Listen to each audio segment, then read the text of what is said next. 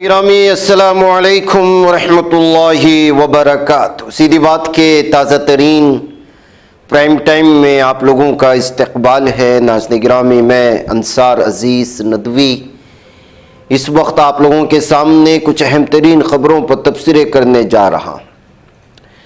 नाज़रीन गिरामी, हिंदुस्तान अपने 77वें यौम जमहूरिया को पूरे वक़ार और जोश व खरोश के साथ आज मना रहा है।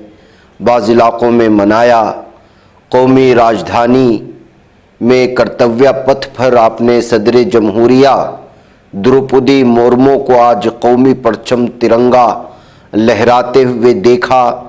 इस मरकज़ी तकरीब का बाकायदा जो है आगाज़ हुआ था परचम तिरंगा को लहराए जाने से, और फिर पूरे कौमी तराने के साथ फ़िज़ा में जो है उसकी गूंज गूंजी।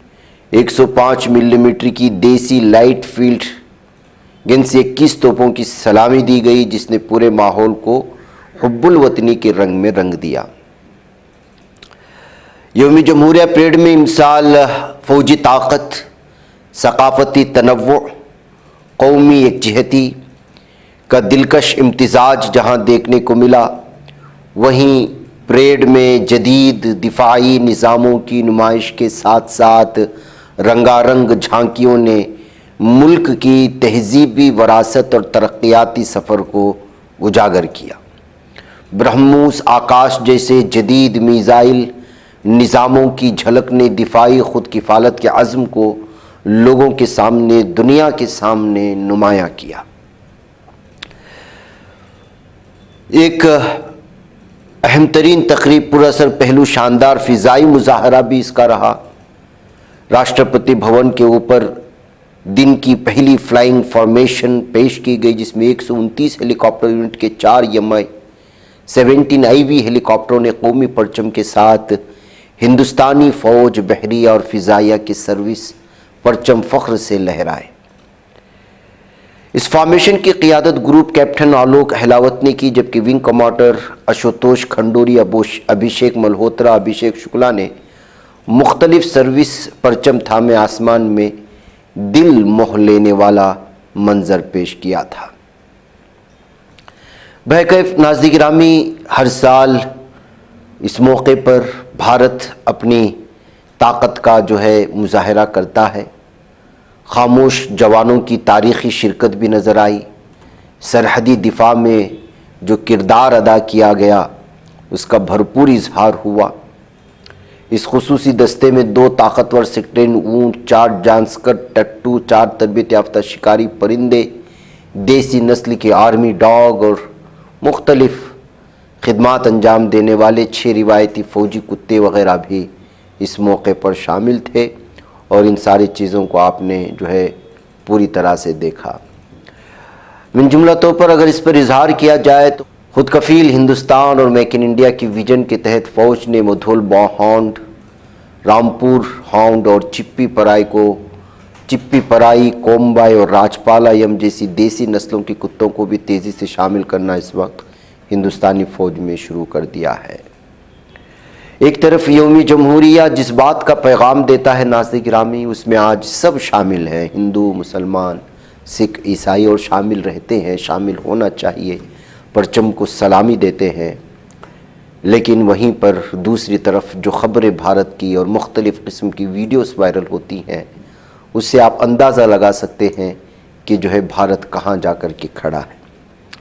मैं कुछ वीडियोस आज भी, कल से जब 26 जनवरी की तैयारियां चल रही थी, तो किस किस तरह की वीडियोस इस वक्त हिंदी बेल्ट से आ रही हैं, मैं वो आपके सामने रख कर के एक तरफ 26 जनवरी और परचम कुशाई की तस्वीर पेश करना चाहता हूं, और दूसरी जानिब ज़मीनी सतह पर मुसलमानों के साथ, अक़लियतों के साथ, दलितों के साथ क्या हो रहा है वो तस्वीरें पेश करना चाहता हूँ। गरीब आदमी कुछ टॉवेल्स लेकर के चलता है, अपने जो है घर वालों का और अहले खाना का पेट पालने के लिए। एक हिंदुत्व दरिंदा उसको रोक लेता है,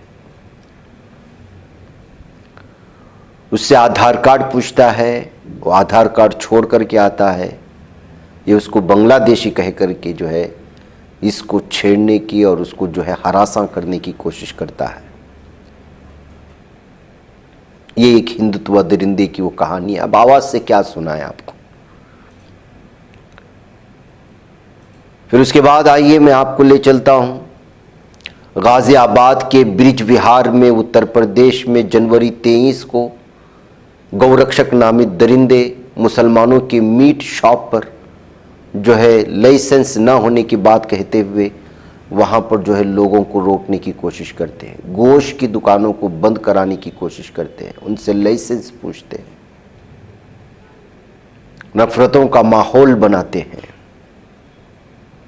कहते हैं कि मंदिरों के करीब ने आपने यहां से, जबकि कई दिनों से, कई सालों से ये सारी दुकानें चल रही हैं।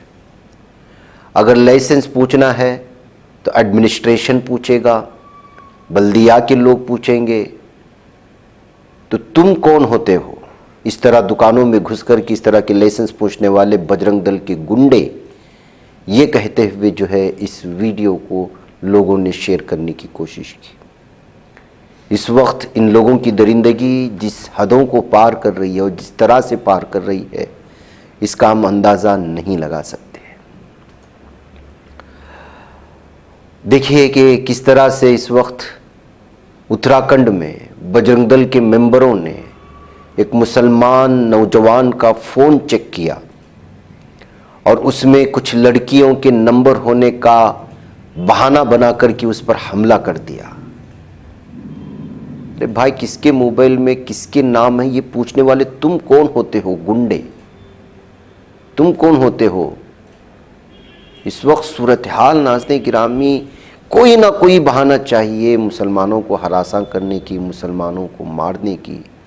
ये कहते हुए जो है इस वक्त ये तस्वीरें पेश की गई है। मस्जिदें छीन ली गई, खानकाहें छीन ली गई, सब कुछ छीन लिए गए। अब आपसे आपके 100 साल पुराने कब्रिस्तान को भी छीन लिया जा रहा है। एक वीडियो मैं आपको इस वक्त सुनाना चाहता हूँ। राजस्थान के जयपुर के प्रताप नगर में 1991 से जो कब्रिस्तान मौजूद था, वहाँ पर एक मुस्लिम खातून की लाश को दफनाने नहीं दिया गया और इल्ज़ाम लगाया गया कि यहाँ अगले दिनों में पार्क बनने वाला है। कई घंटों तक जो है उस लाश को वहाँ पर इसी तरह रखा गया।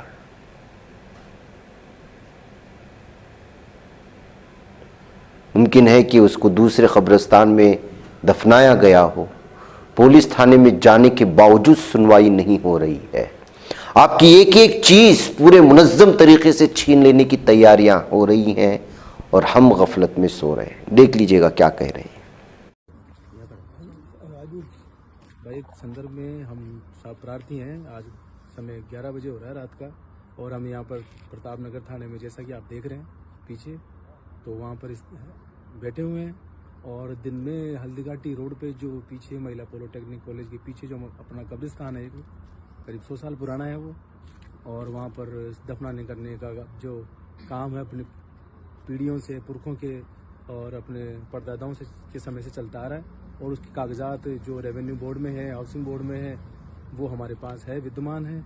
आज किसी की पड़ोस में मंसूरी समाज के मैयत होने के कारण हम वहाँ पर गए। हम जब कब्र की खुदाई करने लगे तो 2-3 व्यक्ति वहाँ पे आए और हमको कहा, साहब ये यहाँ पार्क बनाएंगे, करेंगे, और हमको वहाँ पे परेशान किया। हमको खोदने नहीं दिया गया। तो हमने उनको हमारे दस्तावेज दिखाए जो आवासन मंडल ने दे रखे हैं, रेवेन्यू बोर्ड ने दे रखे हैं, और हमारे पास सन 1991 से लेकर अब तक के कागजात हैं। तो वो कागज हमने उनको दिखाए, फिर भी नहीं हुआ। फिर प्रशासन को बुलाया गया तो प्रशासन ने हमको थाने में यहाँ बुलाया, तो हमने हमारे कागजात उनको दे दिए, कर दिए, सब कुछ कर दिया, लेकिन हमारी सुनवाई अभी तक नहीं हुई है। हम दिन के 2 बजे से हम यहाँ अभी रात के 11 बजे तक यहीं पर हैं और हमारा कोई मुकदमा भी दर्ज नहीं हुआ अभी तक, और कोई रिलीफ हमें मिली नहीं है, और किसी भी प्रकार की हमारी कोई मदद के कहीं से की नहीं जा रही है। तो आप मीडिया के माध्यम से या अन्य प्रकार से हम दरख्वास्त करते हैं कि साहब हमारे जो दस्तावेज है वैलिड हैं, उचित हैं, और उनको मद्देनज़र रखते हुए और हमारी मदद की जाए और हमें जो सच है वो लाया जाए। हम कोई गलत नीयत से किसी के पट्टा मकान ऐसे कुछ कब्जा करने के किसी प्रकार की उसमें नहीं है। हम वैलिड हैं और हमारा जो कब्रिस्तान है वो बरसों पीढ़ियों पुराना है, तो इसमें हमारी ज़रूर से ज़रूर मदद की जाए। ठीक, ये सभी हमारे भाई हैं जो यहाँ पर अब तक डटे हुए हैं इस ठंड के अंदर, और हमारी किसी प्रकार से कोई मदद नहीं हो पा रही है। 25 जनवरी 2024। तो ये सूरत हाल है नाज़रीन गिरामी। मैं हर वीडियो को सुना करके अलग अलग तबसरा नहीं कर रहा हूँ। ये जुल्म सितम की एक लगातार जो सिलसिले वाली कहानी है, एक के बाद एक आपके सामने रख कर के आपको बताना चाह रहा हूँ कि एक तरफ 26 जनवरी की वो खुशियाँ हैं, वो सारा कुछ है जिसमें आइन की हिफाजत की बात होती है और सबका भारत है ये कहने की बात होती है। पूरे 130 करोड़ आबादी के जो है हिंदुस्तानियों की ताकत की बात होती है, और वहीं पर इस तरह की सारी जो है हादिसात, वारिदात, सानिहात और खौफनाक वारिदात मुसलमानों के खिलाफ पेश आ रहे हैं। बहरकैफ कुछ और वीडियोस आई हैं। नोएडा, ग्रेटर नोएडा की एक सोसाइटी में सिक्योरिटी गार्ड्स और डिलीवरी बॉयज़ के दरमियान में ख़तरनाक झगड़े हुए और ये वीडियो वायरल हुई। बताया जा रहा है कि एक डिलीवरी बॉय ने एक एड्रेस को गलत समझते हुए दूसरे के फ्लैट का रिंग यानी रॉन्ग बेल दबा दिया, जिसके चलते फ्लैट का ओनर जो है वो पहले उस डिलीवरी बॉय से लफ्जी झड़प पर उतर आया, फिर उसके बाद सोसाइटी के सिक्योरिटी गार्ड्स को बुला लिया, जिसके चलते जो है सिक्योरिटी गार्ड्स उस पर हमला करने की और उस पर जो है हरासा करने की कोशिश की। तो डिलीवरी बॉय ने अपनी भी ताकत दिखाना शुरू किया और अपने सारे दोस्तों को जो डिलीवरी बॉय थे उनको फ़ोन करके बुला लिया। तो फिर क्या था, एक तरफ सिक्योरिटी गार्ड्स और दूसरी जानिब डिलीवरी बॉयज़, और फिर जो हंगामा मचा है, जो हमले हुए हैं, उसकी ये कहानी सामने आई है। अब एक दूसरे के खिलाफ मामले दर्ज कर लिए जाने की बात सामने आ रही है। नाज़रीन गिरामी, बीजेपी इस वक्त सिर्फ़ और सिर्फ या वहाँ की हुकूमतें इंटरफेयर हो रही हैं मंदिरों में भी, और अपना सब कुछ जो है वो हर चीज़ को अपने कब्ज़े में लेने की कोशिश कर रही है। यूपी में क्या कुछ हो रहा है आप लोग जानते हैं, एक शंकराचार्य और योगी के दरमियान में। इसीलिए अब जो है बहुत सारे मंदिरों के पुजारी मंदिरों के अंदर बीजेपी के दखलंदाजी को कबूल नहीं कर रहे हैं। वृंदावन में श्री बांके बिहारी जी टेम्पल के लोगों ने जो है वो टेम्पल कॉरिडोर को जो है इस वक्त उसकी मुकम्मल तौर पर अपोजिशन कर रहे हैं, मुखालिफत कर रहे हैं, और वो चाहते थे कि वो नेशनल प्रेसिडेंट बीजेपी से मुलाकात करें। तब जो है एसपी क्राइम ने उन लोगों को रोका, तो इन लोगों के दरमियान में जो है आर्गुमेंट हुई। तो इसी बात को लेकर की वीडियो अलग अलग तबसरों के साथ शेयर की जा रही है कि एक टेम्पल का पुजारी एक बीजेपी के लीडर से मिलना चाहता है, पुलिस उसे नहीं दे रही, उसके हवारी उसको रोक रहे हैं। आखिर मामला कहाँ तक जाकर के रुकेगा कुछ कहा नहीं जा सकता, ये कहते हुए भी इसको किया गया है। नाज़रीन गिरामी, यूनुस शेख, सहर यूनुस शेख एमआईएम से जो कॉरपोरेटर बनी है, अचानक सुर्खियों में आ गई मुंब्रा से जीत हासिल करने के बाद, और उसके 2-3 डायलॉग्स के बाद उसके खिलाफ मामला दर्ज किया गया, उसको नोटिस भेजा गया। उसने कहा था कि मुंब्रा को क्यों नहीं जो है हम लोग हरे झंडों से भर दिया जाएगा अगर तुम भगवा झंडे लहराते हो। अब जाहिर सी बात है कि एमआईएम का झंडा ही ग्रीन है, तो उन्होंने एमआईएम के सियासी झंडे को नहीं समझा, मीडिया ने उस झंडे को जो है हरा झंडा समझ करके, यानी पाकिस्तानी झंडा समझ करके उसको अलग ही सुर्खियाँ दी थी।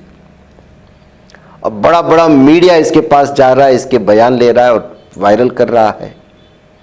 दरअसल नए नए बनने वाले कुछ लीडर जिनको अचानक सियासत का जो है मज़ा मिल जाता है, उनको अपने ज़बान पर कंट्रोल नहीं होता। उनको समझ में नहीं आ रहा होता है कि उनकी इन बयानबाजियों से कौम का कितना नुकसान पहुंच रहा है। अगर वो सिर्फ इतना समझ लें कि बड़ा गोदी मीडिया उनके कदमों पर आकर के उनका बयान ले रहा है, तो उनको चौकन्ना हो जाना चाहिए कि उनके खिलाफ साजिशें हो रही हैं और उनको सामने रख कर के पूरे कौम को बदनाम करने की कोशिशें हो रही हैं। सहर यूनुस शेख को शायद इस बात का पता नहीं चल रहा है, या ये कि वो जीत के जश्न में इस कदर मगन है कि उसको पता नहीं चल रहा है। ENI जैसी जो हिंदुस्तान की सबसे बड़ी न्यूज़ एजेंसी का एक रिपोर्टर उसके पास पहुंच करके उसके बयानबाजियां लेकर के मीडिया को पहुंचाकर उसका हिजाबी चेहरा दिखाकर वो क्या साजिश रच रहे हैं, क्या सहर यूनुस शेख को पता है? अगर उसको पता होता तो वो अपनी बयानबाजियों से बाज आ जाते। उनकी जीत पर हम उनको मुकम्मल तौर पर जो है मुबारकबादी पेश करते हैं, लेकिन आप याद रखें कि दुश्मन मीडिया का आप हथियार न बने। आपने सिर्फ काउंसलर का या कॉरपोरेटर का जो है वो इलेक्शन जीता है, पूरे भारत या कौम को नहीं जीता है।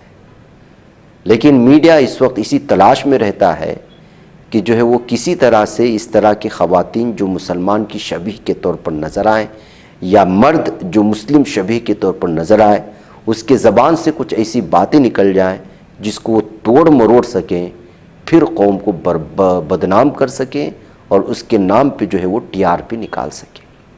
इस वक्त महाराष्ट्र के मुख्तलिफ़ इलाक़ों में कुछ मुस्लिम चेहरों ने जो ये इलेक्शन जीता है, उससे कुछ लोगों को जो है बहुत ज़्यादा तकलीफ़ पहुंची है। अब उस तकलीफ़ को वो लोग कुछ और चेहरा दे करके बीजेपी के लिए फ़ायदामंद करना चाहते हैं या फ़ायदा पहुंचाना चाहते हैं। ऐसे में जितने भी महाराष्ट्र में मुस्लिम कॉरपोरेटर्स बने हैं, वो ख़वातीन हो या मर्द हजरात, उनको जो है मीडिया से दूरी इख्तियार करके ज़मीनी सतह पर अपने अपने एरिए में वो काम करना चाहिए जिससे हिंदू भी उनके करीब आ जाए। वह कैफ देखिए, अब जब कभी भी वो सहर यूनुस शेख से हो या कोई और ख़ातून जो मालेगांव से हैं या इधर उधर से, उनसे जब ये मीडिया जाएगा पूछेगा तो उनसे कभी ये नहीं पूछेगा कि भाई आप अपने कॉरपोरेटर की जिम्मेदारी ये होती है कि जो है वो अपने महल्ले को साफ़ रखें, उनकी बुनियादी सहूलियात, पानी का इंतज़ाम सही तौर पर कर सकें, नालों की जो है सफाई के साथ, और शहर को एक पाक और तरोताज़ा रख सकें। अब उनको जो है कौमी सतह की सियासत से क्या लेना देना, लेकिन ये मीडिया उनके पास जाकर के वही सवाल करेगा। उनसे नहीं पूछेगा कि भाई आप अपने इलाके के कॉरपोरेटर बन गए हैं, आपने अपने महल्ले के मसाइल कितने हल किया, कितने हल करना चाहते हैं, क्या आपके पास प्लान है। इसलिए कि कॉरपोरेटर मतलब ये है कि उस महल्ले की जिम्मेदारी उसको दी गई है, लेकिन मीडिया जाएगा और उसके पास सवाल करेगा हिजाब के बारे में, जय श्री राम के बारे में, वंदे मातरम के बारे में, भारत माता की जय के बारे में। उससे और कॉरपोरेटर के उस महल्ले वाले बल्दियाती इंतखाबात से क्या लेना देना है। इन तमाम साजिशों को समझने की ज़रूरत है। बहरकैफ इसी तरह का एक सवाल सहर यूनुस शेख से ENI ने पूछा तो कुछ उन्होंने बयान जारी किया है, आप इसको देख लें। कई साल हो चुके हैं, आप अनकॉन्स्टिट्यूशनल बातें कर रहे हैं, असंवैधानिक बातें अगर आप करेंगे तो इस पर एक्शन लिया जाएगा। हम हिंदुस्तानी मुसलमान हैं, हम इंडियन हैं बाय बर्थ, तो आप हमको मत बताइए कि हमको कहाँ जाना और कहाँ नहीं जाना। यह हमारी धरती है, सभी का खून शामिल है यहाँ की मिट्टी में, किसी के बाप का हिंदुस्तान नहीं है। लेकिन जिस तरह 20% जो आप बोल रहे हो वो हमारे ही लोग हैं, हिंदू मुसलमान मुमरा में सब मिलकर रहते हैं। और आई एम ट्रूली ग्रेटफुल कि मुमरा वालों ने इनकी कोशिशों के बावजूद भी कुछ ऐसा उनके दिलों में नहीं आया जितने वो बता रहे कि 20%। मुझे तो खुशी है इस बात की कि उनके भी सपोर्ट माशाल्लाह मेरे साथ थे। उनके मुमरा आने से जिस तरीके की साजिश वो रचना चाह रहे थे कि मुमरा भड़क जाएगा और एक मुसलमान लड़की के मुंह से एक स्टेटमेंट, ऐसा उन्होंने जितना पोर्ट्रेयल जो किया, दर्शाया जिस तरीके से, उसका आउटकम वैसा निकला नहीं, क्योंकि आवाम समझदार है माशाल्लाह। और आवाम ने मेरे हक में उतर के, हमारे हिंदू भाई बहनों ने भी बयान दिए हैं, वो बयान भी आप जरूर सुने, मीडिया से मेरी गुजारिश है, तो आपको पता चलेगा। क्योंकि कई सारी जगहों पे क्लिप्स आधे आधे प्ले किए जा रहे हैं, हिंदू भाई बहनों के बयान नहीं प्ले किए जा रहे, तो जितना जा रहा है मीडिया में उतना ही लोगों को पता चल चल रहा है।